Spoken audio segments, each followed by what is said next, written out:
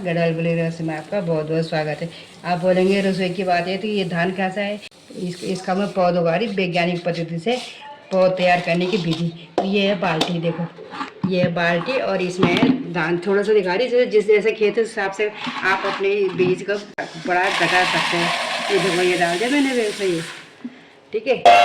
और इसके बाद इसमें भर दूँगी पानी, इसमें पानी डालेंगे और इसको 12-13 घंटे तक भिगो कर रखेंगे। उसके बाद या जूट की बोरी होगी, जूट की बोरी होती या फिर कोई चूड़ी होगी, उसमें भिगो कर रखेंगे अंकुरित आने तक। ये देखो ये पूरा भर देंगे हम, ये देखो। अब इसके बाद इसको ढक देंगे 12-13 घंटा। 12-13 घंटे के बाद तो मैं आपको दिखाती हूँ।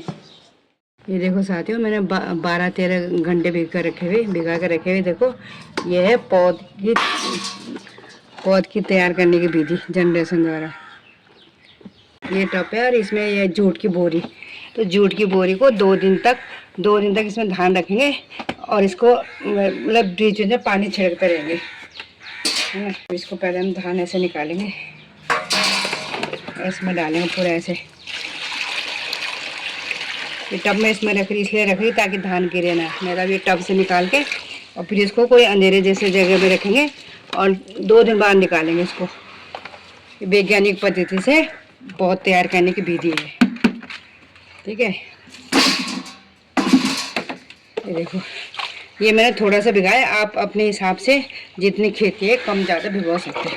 और ये पानी तो देखो मैंने पूरा डाल दिया ऐसे, ठीक है, पानी फेंक दिया। अब ये देखो ये धान है ना, ये देखो ये है कस्तूरी बासमती। ये देखो ये कस्तूरी बासमती है।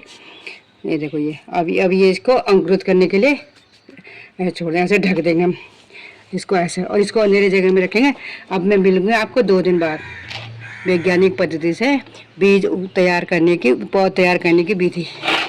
ये ऐसे रख के फिर ये अंधेरे वाले जगह में रख देंगे और बीच में इसमें पानी का छिड़काव मारते रहेंगे। तब मिलूँगी मैं आपको 2 दिन बाद।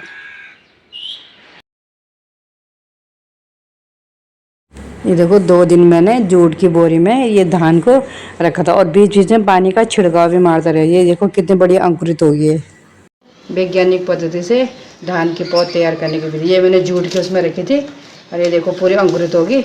अब मैं इसको परात में रख के खेत में डालूँ। ये देखो मैं इसको, ये होगी तैयार। अब मैं इसको खेत में बोने जा रही है, ऐसे करके बोऊँगी।